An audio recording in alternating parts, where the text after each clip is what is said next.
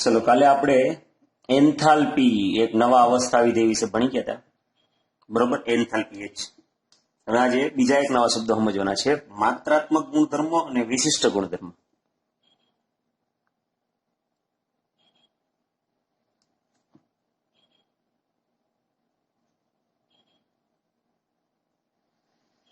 માત્રાત્મક ગુણધર્મો અને વિશિષ્ટ. બધા શબ્દો ડિટેલમાં અત્યારે સમજશું, પણ 12માં શબ્દ આયડા આવશે એટલે તમારે અત્યારના ગીતને યાદ રાખવા પડશે. બરોબર ને? આપણે કીધું ને આંતરિક ઉર્જા છે એ ઉર્જા જ છે ને એન્થાલ્પી છે એ ઉર્જા જ છે, પણ ઓલી અચળ કદે છે ને આ શું છે? અચળ દબાણ. એવી કાલ ચર્ચા કરી ગયા. તો ઉષ્માગતિશાસ્ત્રમાં માત્રાત્મક અને વિશિષ્ટ ગુણધર્મો વચ્ચે ભેદ કરવામાં આવે છે. તો શબ્દ ઉપરથી જ ખબર પડી કે માત્રાત્મક ગુણધર્મ એ એવો ગુણધર્મ છે જેનું મૂલ્ય પ્રણાલીમાં રહેલા દ્રવ્યનો જથ્થો એટલે કે કદ એટલે કે એના માપ ઉપર આધાર રાખે. માત્રાત્મક ગુણધર્મ કોને કહેવામાં આવે છે? કે આ એવો ગુણધર્મ છે કે જેનું મૂલ્ય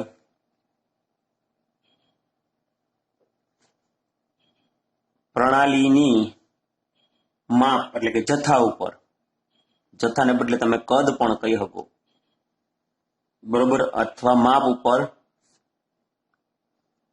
આધાર રાખે. તો કોણ છે માત્રાત્મક ગુણધર્મ? જથ્થા ઉપર આધાર રાખે. તો એક્ઝામ્પલ આપું, દળ. દળ છે એ જથ્થા ઉપર આધાર રાખે ને, બરોબર ને? તો દળને માત્રાત્મક ગુણધર્મ કહેવાય. એક માણસનું દળ અને 100 માણસનું દળ હરખું હોય છે કોઈ દિવસ? નહીં. દળ છે એક માણસનું હોય તો 50 કિલો છે અને 100 માણસનું હોય છે તો 2-3000 કિલો પહોંચી જાય, બરોબર ને? તો દળ છે એ કેવો ગુણધર્મ? માત્રાત્મક. શું કામ? તો કે જથ્થા ઉપર આધાર રાખે. કદ કેવડું છે? તમે અવડા કદમાં હમાય એટલા બટેકા લ્યો એટલે એક જ હમાય, અને મોટો ટોકરીઓ એમાં બટેકા લ્યો તો જથ્થો વધી ગયો એટલે શું થઈ ગયું? દળ પણ વધી જશે. તો એ કેવો ગુણધર્મ કહેવાય? માત્રાત્મક ગુણધર્મ. સેમ એવી જ રીતના છે કદ. કદ છે એ પણ માત્રાત્મક ગુણધર્મ કહેવાય. એક માણસનું કદ ને 100 માણસનું કદ હરખું હોય છે? એક માણસ એક ખુરશી મમાઈ જાય, 100 માણસ એક ખુરશી મમાય તો કે નહીં સમાય. એટલે કદ છે એ પણ કેવો ગુણધર્મ થઈ ગયો? માત્રાત્મક ગુણધર્મ. નેક્સ્ટ, આંતરિક ઉર્જા યુ. આંતરિક ઉર્જા છે એ પણ કેવો છે? એક પદાર્થની આંતરિક ઉર્જા અને એનાથી 5 ગણો વધારે હોય એની આંતરિક ઉર્જા હરખી હશે જ નહીં. તો આંતરિક ઉર્જા છે એ પણ શું છે? માત્રાત્મક ગુણધર્મ. એવી રીતના એન્થાલ્પી એચ છે એ પણ શું છે? તો કે માત્રાત્મક ગુણધર્મ. નેક્સ્ટ એના પછી છે ઉષ્માધારિતા સી. બરોબર, એ જે આપણે આજે આના પછીના પ્રશ્ન પછીનો છે એટલે ત્યારે વાત. ઉષ્માધારિતા સી આ બધા કેવા છે? તો કે માત્રાત્મક ગુણધર્મ છે. સમજાઈ ગયું? નેક્સ્ટ હવે અહીંયા તો વિશિષ્ટ ગુણધર્મ એટલે તો કે જે હાજર દ્રવ્યના જથ્થા, કદ એટલે કે માપ ઉપર આધાર રાખતા ન હોય. તો જેનું મૂલ્ય બરોબર પ્રણાલીના જથ્થા, કદ અથવા શબ્દો આપ્યો પરિમાપ, આપણે સાઈઝ ટૂંકમાં, એની ઉપર આધાર રાખતો ન હોય. સમજાણું ને? તો એને વિશિષ્ટ ગુણધર્મ કહેવાય. હવે એના એક્ઝામ્પલ વિશિષ્ટ ગુણધર્મ. તો એનું પેલું એક્ઝામ્પલ છે ઈ છે ઉત્કલન બિંદુ. તમે એક ટીપું એક પાણી લ્યો એનું ઉત્કલન બિંદુ કેટલું હોય? તો કે 100 ડિગ્રી સેલ્સિયસ હોય. એક ગ્લાસ એક લ્યો તો 100 ડિગ્રી સેલ્સિયસ હોય, અને દરિયો લ્યો તો 100 ડિગ્રી સેલ્સિયસ જ હોય. એટલે કે તાપમાન છે એ શું થઈ ગયું? તો કે વિશિષ્ટ ગુણધર્મ. એક બુંદ હોય કે આખો જથ્થો હોય એ કાંઈ ફરક પડે નહીં, જથ્થા ઉપર આધાર રાખતું નથી, એટલે એને વિશિષ્ટ ગુણધર્મ કહેવાય. એમ ઘનતા. ઘનતા છે એ હરખી જ હોય, પાણીની ઘનતા કે કોઈ પણ પદાર્થની ઘનતા હરખી જ હોય, બરોબર. નેક્સ્ટ દબાણ. તો આ બધા કેવા ગુણધર્મ થઈ ગયા? તો કે વિશિષ્ટ ગુણધર્મ છે. સમજાઈ ગયું? એવી રીતે આ તફાવત પૂછાય તમને માત્રાત્મક અને વિશિષ્ટ ગુણધર્મો, તો તમારે આ એ વ્યાખ્યા સમજાવવાની અને પછી એના 2-3 એક્ઝામ્પલ સમજાવો એટલે 2 માર્કમાં તમને પ્રશ્ન પૂછી આપે. મોલર ગુણધર્મ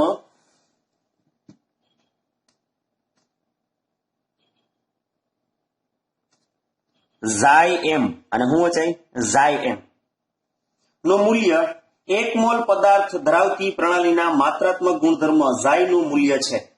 બરોબર, આ મોલર ગુણધર્મ ઝાય એમ એટલે શું થયું, તમે 1 મોલ તમે માત્રાત્મક ગુણધર્મ વાળો પદાર્થ હોય, બરોબર, એને જે ગુણધર્મ હોય એને કહેવામાં આવે છે મોલર ગુણધર્મ. એટલે કે આ તમે જે લીધો હોય પદાર્થ જે કોઈ પણ ઈ 1 મોલ જેટલું લેવાનું. તો મોલર ગુણધર્મ ઝાયમ નું મૂલ્ય 1 મોલ પદાર્થ લેવાનું. 1 મોલ પદાર્થ ધરાવતા પ્રણાલીના માત્રાત્મક ગુણધર્મ જે ઝાય હોય એના મૂલ્ય જેટલું હોય. સમજાણું? એટલે એને મોલર ગુણધર્મ કીધો. તો જો n દ્રવ્યનો જથ્થો હોય, n દ્રવ્યનો જથ્થો,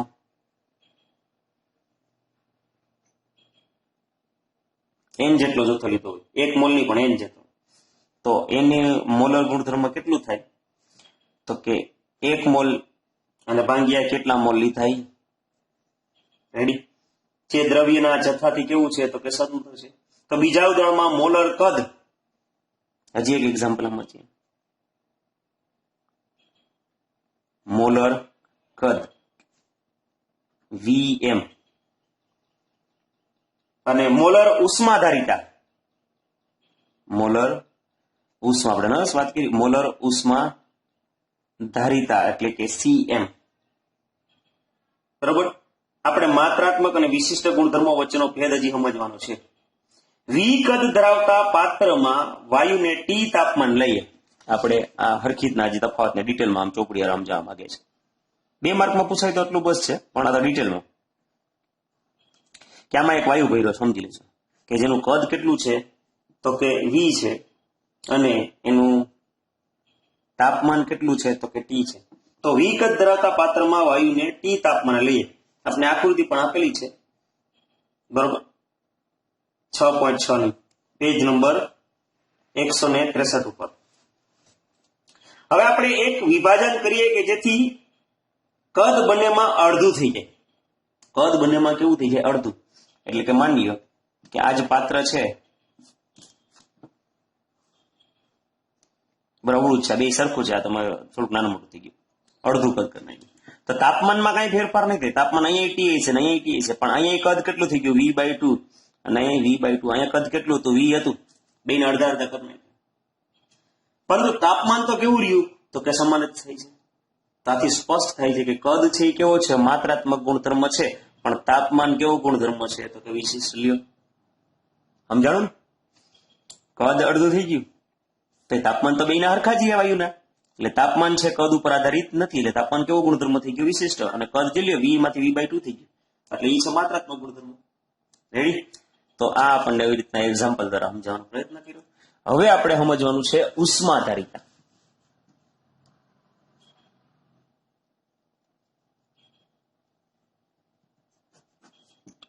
સી. તો આપણે આમાં પ્રણાલીને ઉષ્મા કઈ રીતે હેરફેર કરવામાં આવી તેના પર માપન વિશે જાણશું આપણે. બરોબર, કે જો ઉષ્માનું શોષણ થયું હોય તો ઉષ્મા પ્રણાલીના તાપમાનમાં વધારા તરીકે જણાશે. માની લે કે એક પદાર્થ છે, બરોબર, એક પદાર્થ છે, આ પદાર્થને તમે ઉષ્મા આપી, માની લે ક્યુ જેટલી ઉષ્મા આપી, તો ઈ ઉષ્મા ઈ આ પદાર્થ કઈ રીતે કહે કે એને ઉષ્મા લીધી? તેના તાપમાન ટી માં શું થઈ જાય તો કે વધારો. સમજાણું? તો તાપમાનનો વધારો હેરફેર થયેલી ઉષ્માને સમપ્રમાણમાં હશે. ઉષ્મા જેટલી શોષી છે, બરોબર, ઈ તાપમાનનો જે ફેરફાર થયો એને સમપ્રમાણમાં શોષેલી ઉષ્મા એ તાપમાનના ફેરફારના તફાવત હોય છે એના સમપ્રમાણમાં હશે. એટલે કે માની લે કે પેલા તાપમાન T1 હતું પછી તાપમાન T2 થઈ ગયું હોય, તો ડેલ્ટા ટી એટલે તમે શું મૂકી ગયો? ડેલ્ટા ટી એટલે T2 માઇનસ T1, તાપમાનનો તફાવત. જાજુ તાપમાન આપશો, તમે જાજી ઉષ્મા આપશો, તમે એક તપેલીમાં પાણી લીધું, બરોબર, અને તમે 1 મિનિટ તપેલીમાં પાણીને ગરમ કરો તો તાપમાનનો તફાવત, અને તમે 1 કલાક ગરમ કરો તો તાપમાનનો તફાવત તમને ખબર અલગ અલગ છે. તો એના સમપ્રમાણમાં તમને ખબર સમપ્રમાણ નિશાની દૂર કરી એટલે શું મૂકવું પડે? અચળાંક. તો ક્યુ બરાબર આ કોઈ અચળાંક, ગુણાંક શબ્દ ગુજરાતીમાં ગુણાંક, પણ અચળાંક એક મૂકો ગુણ્યા ડેલ્ટા ટી. હવે આ ગુણાંક શું છે? બરાબર, આ ગુણાંક ક્યુ ની માત્રા પ્રણાલીના પરિમાપ, સંગઠન અને સ્વભાવ ઉપર આધાર રાખે. એટલે કે પ્રણાલી તરીકે આપણે પાણી લીધું હોય તો અલગ હોય, બીજો કોઈ પણ પદાર્થ લીધો હોય તો અલગ હોય. એટલે કે આપણે પ્રણાલી કઈ રીતે લીધી છે, પાણી લીધું તો કેટલું લીધું, એની સાઈઝ કેટલી હતી, એનું સંગઠન કેવું છે, એનો સ્વભાવ કેવો છે, એની પર આધાર રાખે. હવે આપણે ગુણાંક તરીકે મૂકી દો સી, જેને જ કહેવામાં આવે છે ઉષ્મા ધારિતા. બરોબર, જ્યાં સી છે શું છે તો કે ઉષ્મા ધારિતા છે. આ સૂત્ર થયું ક્યુબ સી ડેલ્ટા ટી. જો આપણે ઉષ્મા ધારિતા જાણતા હોઈએ તો તાપમાનના વધારાના માપન પરથી પૂરી પાડવામાં આવેલી ઉષ્મા આપણે માપી શકું. તમે કોઈ પણ પદાર્થ છે, માની લે કે તમારી તપેલી હોય લોખંડની કે તાંબાની, એની ઉષ્મા ધારિતા જાણતા હોય તો તમારે ખાલી કરવું શું પડે, તાપમાનનો તફાવત, પેલા તાપમાન કેટલું હતું પછી તાપમાન, એ બે ગુણાકાર કરો એટલે તમે ગેસમાંથી એને કેટલી ઉષ્મા જોઈ છે એ તમે ગણી શકો. જો ઉષ્મા ધારિતા સી ઘણી મોટી હોય તો ઉષ્માનો જથ્થો ઘણા નાના તાપમાનના વધારામાં પરિણમે છે. શું કહે છે કે ઉષ્મા ધારિતા સી ઘણી મોટી હોય તો ઉષ્માનો જથ્થો ઘણા નાના તાપમાનમાં વધારામાં પરિણમે છે. અને પાણીને ઊંચી ઉષ્મા ધારિતા છે એટલે તેનું તાપમાન વધારવા માટે ઘણી વધારે ઉર્જાની જરૂર પડે. તો કહેવાનો મતલબ એમ છે કે પાણીને ઊંચી ઉષ્મા ધારિતા છે, પાણી વધુ ઉષ્માનું શોષણ કરી શકે છે, એટલું તાપમાન વધારવા માટે તમારે ઘણી ઉર્જા વધારે દેવી પડે. સમજાઈ ગયું? તો સી પદાર્થના જથ્થાને, સી છે ઉષ્મા ધારિતા પદાર્થના જથ્થાને સમપ્રમાણમાં હોય છે. બરાબર, સી છે ઈ પદાર્થનો જે જથ્થો છે એને કહેવાય છે તો કે સમપ્રમાણમાં. એક ગ્લાસ પાણી હોય તો એની ઉષ્મા ધારિતા ઓછી હોય, પણ એક ગોળો એક પાણી હોય તો એની ઉષ્મા ધારિતા કેવી હોય તો કે વધારે. એક ગ્લાસ પાણી હોય તો એની ઉષ્મા ધારિતા ઓછી, શું કામ તો કે જથ્થો ઓછો છે. સમજાણ?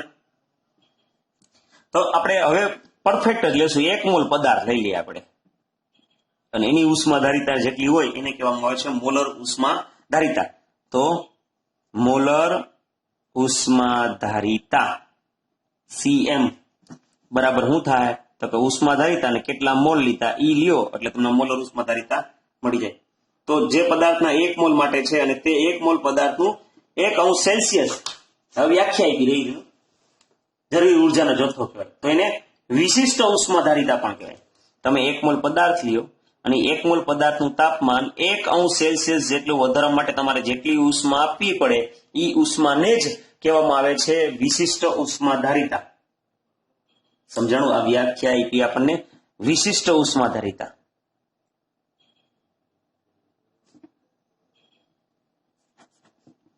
તો વિશિષ્ટ ઉષ્મા ધારિતા એટલે શું કે 1 મોલ પદાર્થનું તાપમાન 1 અંશ સેલ્સિયસ વધારવા માટે જરૂરી ઉષ્માના જથ્થાને એ પદાર્થની વિશિષ્ટ ઉષ્મા ધારિતા કહે છે. સમજાઈ ગયું? રેડી? અલગ અલગ વ્યાખ્યા આપણને મોલર ઉષ્મા ધારિતા, વિશિષ્ટ ઉષ્મા ધારિતા, પેલા સાદી ઉષ્મા ધારિતાની ચર્ચા કરી આપણે. તો એક પદાર્થના એકમ દળનું તાપમાન 1 અંશ સેલ્સિયસ વધારવા માટે જરૂરી ઉર્જા છે, અમને ખબર પડી ગઈ.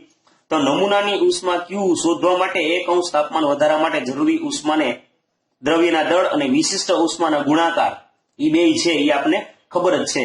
તો Q બરાબર શું થઈ જાય? C પછી દળનો જે જથ્થો હોય ઈ અને આ ડેલ્ટા ટી. અને Q એટલે તો પાછું શું છે તો કે C ડેલ્ટા ટી એ છે. તો આમ આપણને આ દળનો જથ્થો કેટલો છે અને બેનો ગુણાકાર કરો તો તમને મળી શકે. રેડી? આ સ્મોલ c છે ને આ કેપિટલ C છે, આ ઉષ્મા ધારિતા છે. રેડી?